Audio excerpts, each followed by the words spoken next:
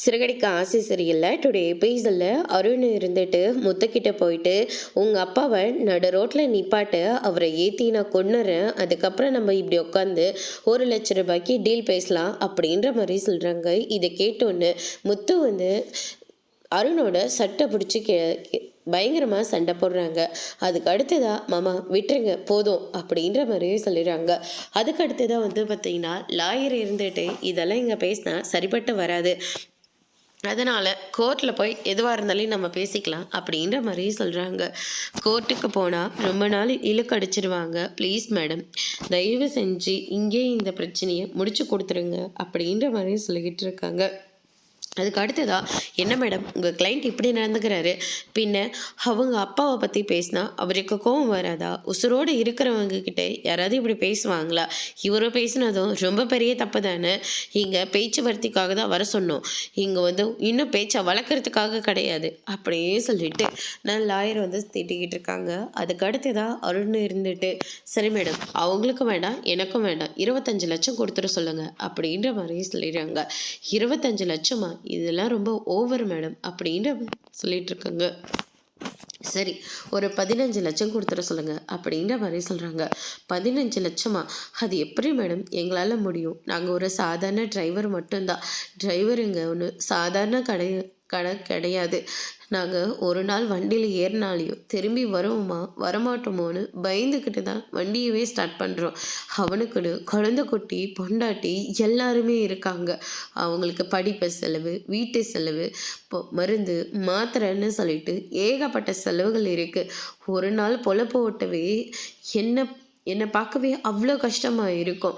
வெளியூர் சவாரி கிடைச்சிதுன்னா பொண்டாட்டிக்கிட்ட திரும்பி சேருவோமா சேர மாட்டோமா, தமிழ் புள்ள முகத்தை பார்ப்போமா பார்க்க மாட்டோமோன்னு நினச்சிக்கிட்டு தான் அந்த சவாரியவே நாங்கள் எடுக்கிறோம்.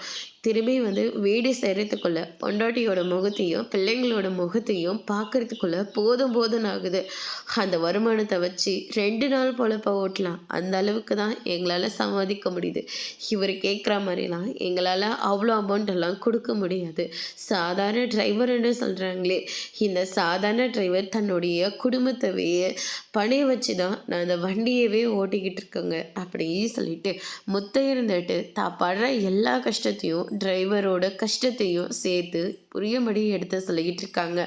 அதுக்கு அடுத்ததாக அவங்களே கொஞ்சம் யோசிங்க, அவங்க பின்னாடி எந்த ஒரு பேக்ரவுண்டும் கிடையாது, அவங்க அண்ணாட பொழப்புக்கு சம்பாதிச்சா மட்டும்தான் அந்த பொழப்பவே ஓட்ட முடியும். அவங்களுக்கும் குழந்தை குட்டி பொண்டாட்டி எல்லாமே இருக்குது, அவங்க அதையும் சமாளிக்கணும். இல்லை இவங்க மிடில் கிளாஸ், நீங்கள் நினைக்கிற மாதிரிலாம் இல்லை அப்படின்ற மாதிரி சொல்லிடுறாங்க. நீங்கள் கோர்ட்டுக்கே போனாலையும் இவங்க கிட்ட அவ்வளோ அமௌண்ட்டெல்லாம் கோர்ட்டு கொடுக்க சொல்லாது அப்படின்ற மாதிரி சொல்லிடுறாங்க. இதை கேட்டோன்னே நம்ம அருண் இருந்துட்டு ஒரு 5 லட்சம் கொடுத்துக்க சொல்லுங்கள், இதுவே ஃபைனல் அமௌண்ட்டு, இதுக்கு மேலேயும் எங்களை அமௌண்ட்டை குறைக்க சொல்லாதீங்க, குறைக்கவும் மாட்டோம், அப்படி குறைக்க சொன்னீங்கன்னா நாங்கள் நேராக கோர்ட்டுக்கு தான் போவோம், நாங்கள் அங்கே வச்சே பேசிக்கிறேன், எத்தனை வருஷம் ஆனாலையும் பரவாயில்ல அப்படின்ற மாதிரி சொல்லிடுறாங்க. அதுக்கு அடுத்ததாக செல்வத்தோட ஒய்ஃப் இருந்துட்டு ஏங்க இதுக்காச்சும் நீங்கள் சரின்னு சொல்லுங்கள் அப்படின்ற மாதிரி சொல்லிடுறாங்க.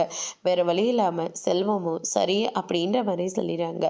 அதுக்கு அடுத்ததாக அருண் இருந்துட்டு சீதாவை முறைச்சிட்டு நம்ம முத்துவையும் முறைச்சிட்டு அங்கேருந்து கிளம்புறாரு. அதுக்கு அடுத்ததாக பார்த்திங்கன்னா இந்த பக்கம் நம்ம அருணால் இருந்துக்கிட்டு இருக்காங்க. அருண் இருந்துட்டு ரொம்பவே கோவத்தோடு இருக்காங்க. சீதா சமாதானம் பண்ண பார்க்குறாங்க. ஆனால் அருண் இருந்துட்டு எல்லாத்தையும் திட்டம் போட்டு பண்ணிட்டான்ல அந்த டிரைவரு அப்படியே சொல்லிட்டு ரொம்பவே கோவப்படுறாங்க. அதுக்கு அடுத்ததாக ரவி இருந்துட்டு நீ தூக்கிட்டு போயிட்டு சண்டை போடுறாங்க. எதுக்காக இப்படியெல்லாம் பண்ணிக்கிட்டு இருக்கேன் அப்படியே சொல்லிட்டு கேட்கும். இன்னும் கொஞ்சம் லேட்டாக வந்திருந்தா நான் ஒரேடியாக தொங்கியிருப்பேன் அப்படின்ற மாதிரியே சொல்லிடுறாங்க.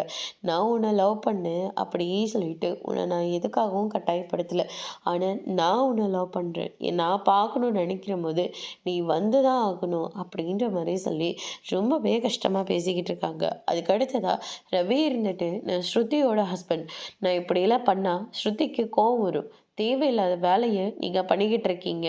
நான் எவ்வளோ மரியாதை வச்சுருந்தேன் தெரியுமா? அந்த மரியாதை எல்லாத்தையுமே நீங்கள் கெடுத்துக்கிட்டீங்க நீத்து அப்படின்ற மாதிரி சொல்லிடுறாங்க. ஆனால் நான் எப்போவுமே உன் மேலே அளவு கடந்த மரியாதை மட்டும்தான் ரவி வச்சுருப்பேன் அப்படின்னு சொல்லிட்டு நேற்று இருந்துட்டு சம்மந்தம் எல்லாமே பேசிக்கிட்டு இருக்காங்க. ரவி கோவப்பட்டு அங்கேருந்து கிளம்பும்போது ஒரு நிமிஷம் இரு ரவி அப்படின்னு சொல்லிட்டு ஃபோட்டோலாம் எடுத்துக்கிறாங்க. ஃபோட்டோ எடுத்துக்கின கையோட திரும்ப உன்னை பார்க்குற போது இதை விட நான் இன்னும் கொஞ்சம் பெட்டராக பார்க்கணும் அப்படின்ற மாதிரி சொல்லிடுறாங்க. இதை கேட்டோன்னு ரவி ரொம்பவே கோவப்பட்டு அங்கேருந்து கிளம்புறாரு. அதுக்கடுத்து தான் முத்துவும் மீனாவும் வீட்டுக்கு வராங்க. அண்ணாமலை இருந்துட்டு போன விஷயம் என்னாச்சு அப்படின்னு சொல்லிட்டு கேட்கவும் நடந்த எல்லா விஷயத்தையும் வந்து சொல்லிக்கிட்டு இருக்காங்க. சொன்ன கையோட வந்து பார்த்திங்கன்னா நம்ம அண்ணாமலை இருந்துட்டு முத்துவே ரொம்ப பாவம், அவனே ரொம்ப கஷ்டப்பட்டு அவன் குடும்பத்தை நடத்திக்கிட்டு இருக்கான். அவங்ககிட்ட போயிட்டு இவ்வளோ அமௌண்ட் கேட்டால் எப்படி?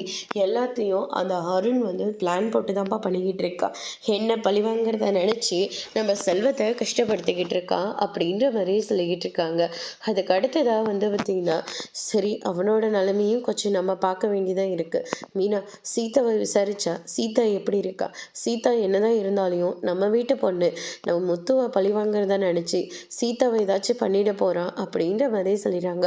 தான் நடக்கிறத வச்சு தான் தான் பொண்டாட்டி எப்படி பார்த்துக்கிறான்னு நாமளும் கெஸ் பண்ண முடியும். அருணோட நிலைமை இப்போ சரியில்லை, அதனால் சீதாவை ஏதாச்சும் கொடுமை பண்ணுறானா அப்படின்ற மாதிரி கேட்குறாங்க. மீனா கொஞ்ச நேரம் அமைதியாகவே இருந்துட்டு அப்படிலாம் ஒன்றும் இல்லை மாமா, சீதாவை அவர் நல்லா தான் பார்த்துக்கிறாரு அப்படின்ற மாதிரி சமாளிக்கிறாங்க. அதுக்கு அடுத்ததாக வந்து பார்த்திங்கன்னா நம்ம விஜயா இருந்துட்டு அப்படியே நீங்களும் தான தர்மம் ஏதாச்சும் பண்ணிடாதீங்க, இங்கே ஒன்றும் கொட்டி கிடக்கல அப்படின்ற மாதிரி சொல்லிடுறாங்க. எனக்கா இருக்கட்டும் யாருக்கா இருக்கட்டும் அப்பா கிட்ட வந்து பணத்தை கொடுங்கன்னு நான் ஒன்று கேட்க போகிறது கிடையாது. இல்லாட்டி எங்கேயாவது கந்து வட்டிக்காரங்கிட்ட வாங்கி கொடுக்க போகிறாங்க. உங்களை மாதிரியெல்லாம் எங்களால் வாங்க தெரியாது அப்படின்ற மாதிரி நம்ம மீனை வந்து சொல்லிடுறாங்க. இதை கேட்டோன்னே விஜயை வந்து பயங்கரமாக ஷாக் ஆகி அங்கேருந்து எந்திரிச்சு போயிடுறாங்க.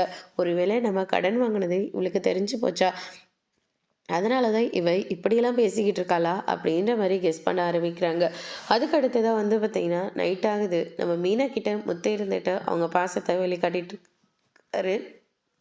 மீனா கிட்ட போயிட்டு அருண் உண்மையாகவே சீதாவை நல்லபடியாக தான் வச்சுக்கிறேனா? ஏன்னா அப்பா உன்னை கேள்வி கேட்டபோது உன்னோட முகத்தை பார்த்தேன், ஆனால் உன்னோட முகம் சரியில்லை, அதனால தான் கேட்குறேன், அதெல்லாம் நல்லா தாங்க பார்த்துக்கிறாரு அப்படின்ற மாதிரி சமாளிக்கிறாங்க. 2 பேரும் ஒன்றா இருக்கிற நேரத்தில் அண்ணாமலை வெளியில் வந்துடுறாரு. அண்ணாமலையை பார்த்தோன்னே மீனா இருந்துட்டு நான் தான் அப்போவே சொன்னேன்ல அமைதியாக இருங்க யாராவது வந்துட போகிறாங்கன்னு சொல்லி கேட்டிங்களா அப்படின்ற மாதிரி மீனை வந்து திட்டிக்கிட்டு இருக்காங்க.